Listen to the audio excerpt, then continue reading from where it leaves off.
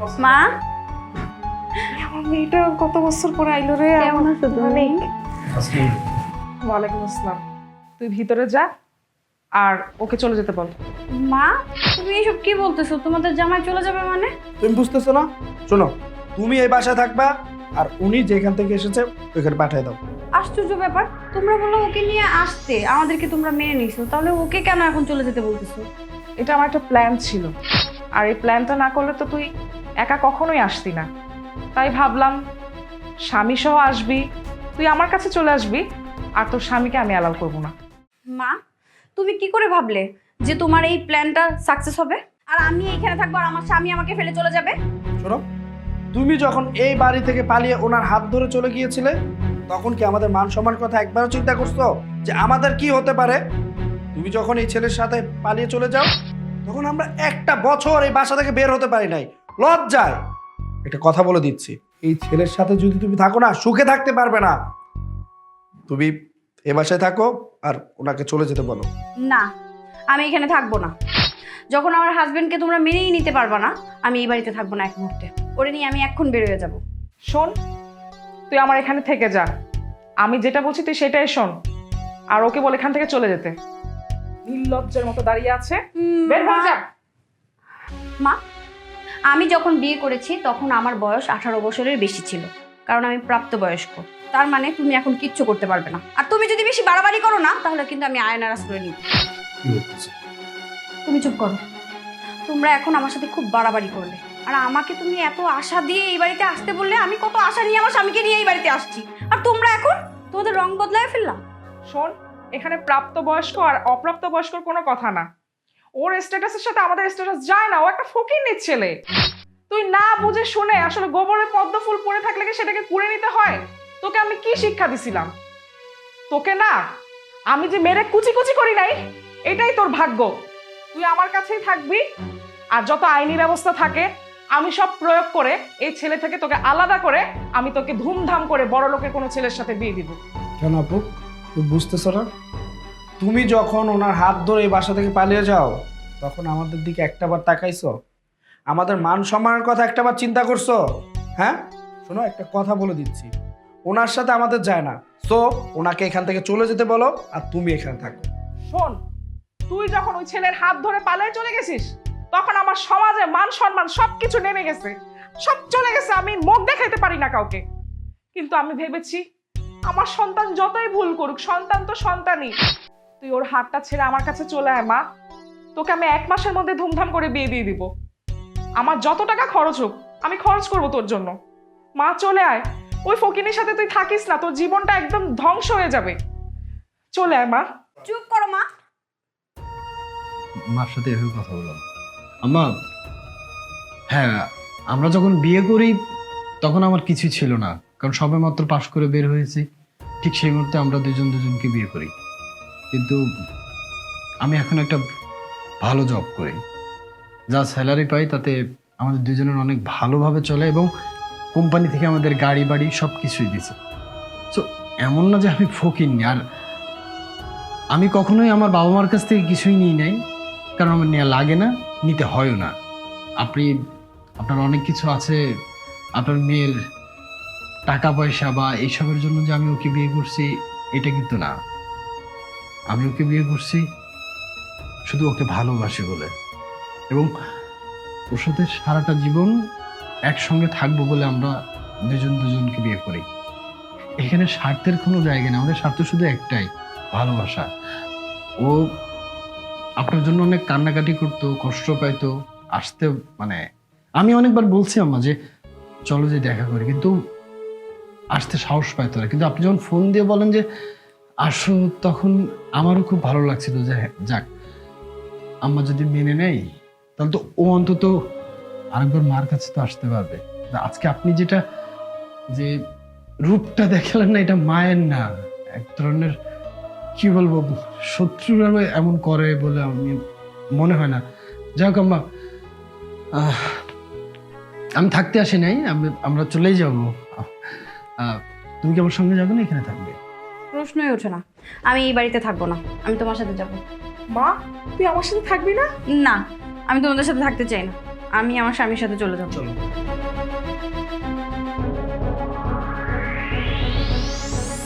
কি এবার শিক্ষা হলো তো? হ্যাঁ, দেখেছো, আমি আগেই জানতাম তোমার এই মেয়ে কোনোদিন ভালো হবে না। শোনো, এই যে ছোট একটা মেয়ে আছে না, ওকে দেখে রাখো, ভালো এও দেখবা একদিন ফুরুতকে উড়ে গেছে, বুঝছো? বাহ, আজকে খাবার মাশাল্লাহ খুব মজা হয়েছে দেখে মনে হচ্ছে। হ্যাঁ বৌমা, ভাত পারতাস দাও, আমারও দুগা দাও। তোমার এত খাই খাই করতে হয় কেন? আজকে কি তোমার এনে খাওয়ানোর কথা? তোমার আজকে ছোট সলের ঘরে যাওয়ার কথা, এনে হয়েছো কা তুমি? ওই ঘরে তো কইলো তবে এনে খাইতে। কইলেই হইলো, ডেলি ডেলি তোমার খাওয়াইতে পারুম না। যাও তুমি হেন যাও। ও বাপ, তোরা যদি এরম ঠেলা ধাক্কা দেস আমি কই খামু? এরা কই তবে এনে খাইতে, তোরা কস এনে খাইতে। বৌমা দাও না, আমার দুটো ভাত দাও না, আমি কি তাই দাঁড়াইতে পারতাছি না। তোমার বৌমা তো আমাকে দুজনের জন্য রান্না করেছে, তোমার জন্য তো করি নাই। ও বাবা, আমার এক মুঠ ভাত দে, আমি পানি মিক্স করে খাই আলাম, আমার পেটটা বইরা যাইব গা। তবু কম হইব না বাবা, এক নালা ভাত দে না বাবা। আপনি একটু বেশি বেশি কইতাছেন না? আজকে আপনার ছোট ভাইয়ের ঘরে খাওয়ার কথা, আমি রাঁধছি আমার আর আমার জামাই লিগা। দেখতাছেন না অল্প করে মাছ, মুরগি, তারপরে সবজি। এদিকে যদি আমি আপনারা দিই তাহলে আমরা দুজন কি খামো? আমরা দিতে পারবো না, আপনি যান, আপনার পোলার ঘরে গিয়া খান। আইসা বৌমা, ঘরে যদি বাসি টাসি কিছু থাকে তাই এনে দাও, আমি আর পারতাছি না মা। মা, খাওয়ানোর সময় তুমি কানের ধারে ভেজাল ভেজাল করো না। তুমি যাও হানতে। এই, আপনার কি মাথায় সমস্যা আছে? হ্যাঁ, বুড়ি হইছেন কি বাতাসে নাকি এখনো চুল পাকে না দেখা মাথায় বুদ্ধি জ্ঞান বলতে কিছু হয়নি? দেখতাছেন আমরা দুজন খাইতে বইছি, আমরা খাওয়ানি ডিস্টার্ব করতেছেন কি লিগা? আপনার পোলা কি বলছে শুনেন নাই যে আমি আমগো দুইজনের লিগা রাঁধছি, আপনি লিগা রাঁধি নাই। যান আপনার ছোট পোলার ঘরে যান, গিয়ে ওই জায়গা থেকে খান, যান। আইসা মা, তোমরা খাও, খাও মা, পেট ভইরা খাও, আল্লাহ তোমাকে আরো খাওন দেখ, ভইরা খাও। মানে খাওয়ানোর পুরো মুডটা নষ্ট হয়ে গেল। বুড়ি হইছে তো বাতাসে, এখনো তো চুল পাকে নাই।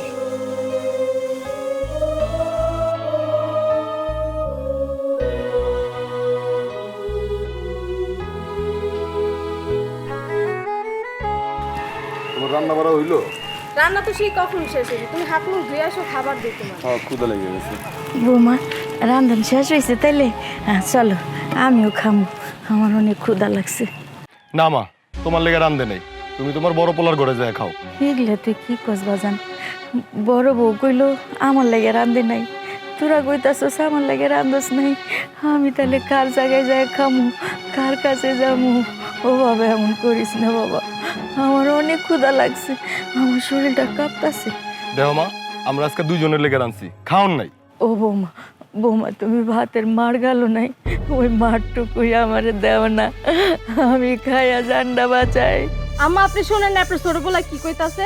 আপনার জন্য রান্না বান্না হয় নাই, আর ভাতের যে মারের কথা কইতাছেন ওগুলা গরুরে দিয়া দিছি। এখন আপনি এখান থেকে জানতো। হ নাই, তুমি এখান থেকে যাও, তুমি যদি জ্ঞান জ্ঞান করো না তোমার খবর আছে।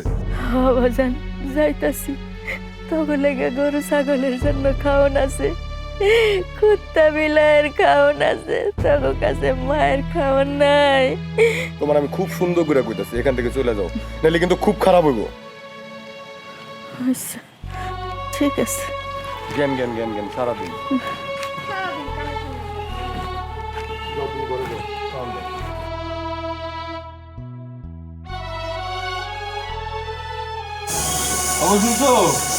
হাঁসটা খাইতে দাও। দিতাছি।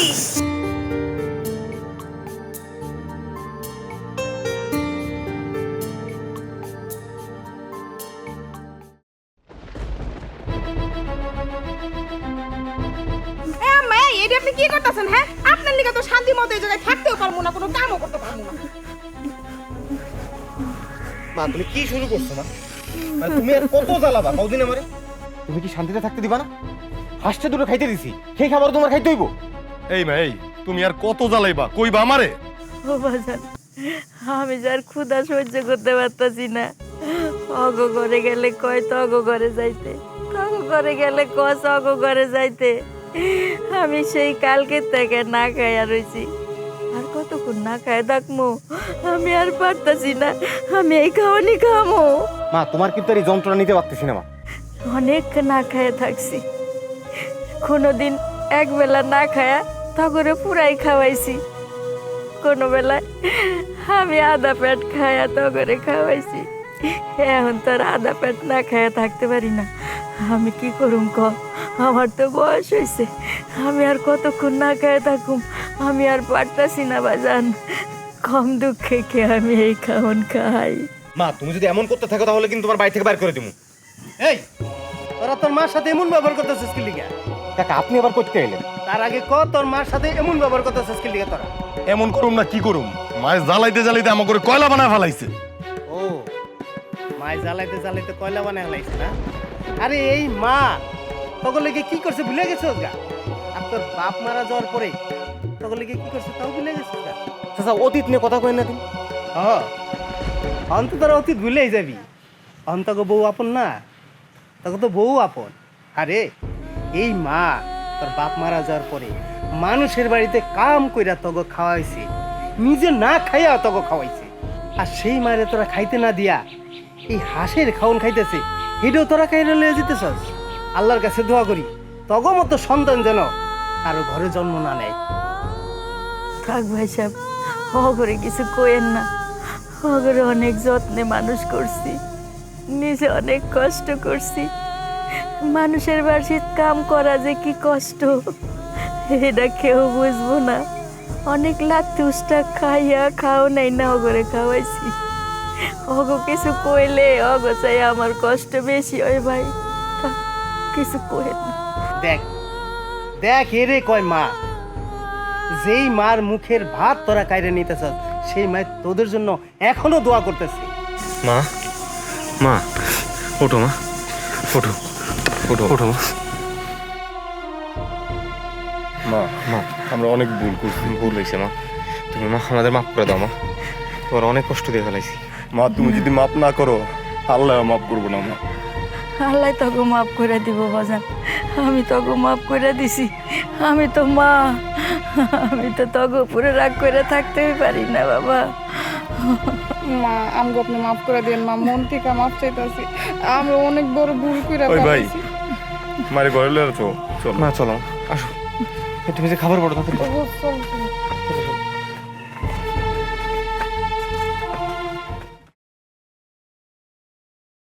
শোনো বড় ভাই, আমি মায়ের দায়িত্ব নিতে পারবো না।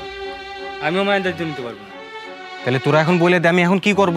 তুমি কি করবা না করবো সম্পূর্ণ তোমার ব্যাপার। তোমার মায়ের কি তুমি তোমার ঘরে রাখবা নাকি গোয়াল ঘরে রাখবা সম্পূর্ণ সেটা তোমার ব্যাপার। আমার বউ সাফ সাফ জানায় দিছে এই বাড়িতে মায়ে থাকলে আমার বউ থাকবো না।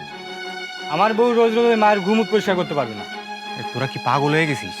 বউর জন্য তোরা মায়েরে ভুলে যাবি? ভুলে যাবো না তো কি করবো? মায়ের নামে যে জমিটা, সেই জমিটা বোনরা কেন দিল? আমাদের তো দিতে পারতো। শোন, নিয়ম অনুযায়ী ওই সম্পত্তি কিন্তু আমাদের বোনের, তাছাড়া তার স্বামীটাও মারা গেছে। এরপরও তোরা বোনরা নিয়ে হিংসা করবি? এত জ্ঞান দিতে শোনা বড় ভাই, তোমার যদি এতই ভালো লাগে তাহলে মাকে নিয়ে তুমি থাকো, আমরা থাকতে পারবো না। আমার যদি এই সামর্থ্য থাকতো রে তাহলে তোদেরকে বলতাম না। আমার ব্যবসা লস খেয়ে আমার তো আজ কিছুই নাই রে। শোনো বড় ভাই, তোমার একটা কথা কই, মায়ের বৃদ্ধাশ্রমে দিয়া দিই। বৃদ্ধাশ্রমে? তোরা কি পাগল হয়ে গেছিস নাকি? মা এ বয়সে বৃদ্ধাশ্রমে থাকবে? আমাদের স্যার একা থাকবে? নিজ ভাই তো ঠিকই বলেছে বড় ভাই, মায়ের তো আমরা রাস্তায় ফেলে আসতে বলতেছি না, বৃদ্ধাশ্রমে যাবে। তাছাড়া ওখানে মা ছাড়া তো অনেকেই থাকে। তোরা বড় হইছিস, দেখ যেটা ভালো মনে করিস, আমার আর কিছু বলার নেই।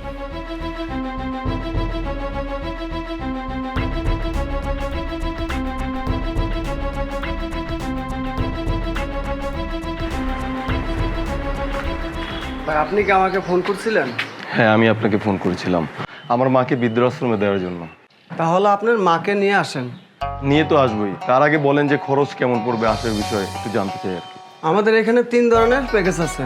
একটা প্যাকেজ 10,000 টাকা, একটা প্যাকেজ 20,000 টাকা, আর একটা প্যাকেজ 30,000 টাকা। 10,000 টাকার প্যাকেজের নাম সিলভার। আপনি এবার যেটা নেন। দেখেন ভাই, আমার মায়ের চাপটা ডাল ভাত খেলেই হবে। কি যেন একটা বলছিলেন না, সিলভার প্যাকেজ, ওই প্যাকেজটা দিলেই হবে। তাহলে আপনার মাকে নিয়ে আসেন, আমি ব্যবস্থা করতেছি। তবে কিছু টাকা অ্যাডভান্স করতে হবে। ঠিক আছে ভাই, মাকে নিয়ে যখন আসবো তখন আমি পুরো টাকাটাই দিয়ে দেবো। ওই টাকা নিয়ে আপনার টেনশন করতে হবে না। ঠিক আছে, তাহলে তাই হবে।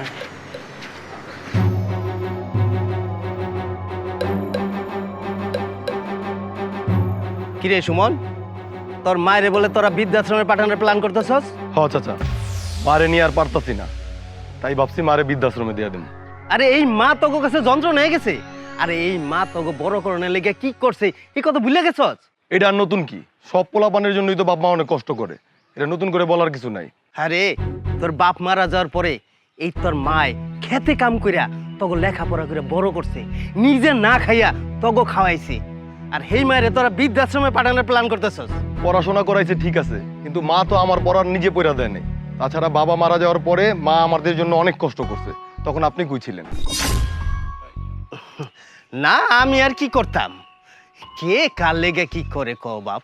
তাইলে এত কথা বলতে আইছেন কে? আমার মায়ের আমি বৃদ্ধাশ্রমে রাখবো না কই রাখবো এটা সম্পূর্ণ আমাগো ব্যাপার। নিজের চরকায় তেল দেন গিয়া যান।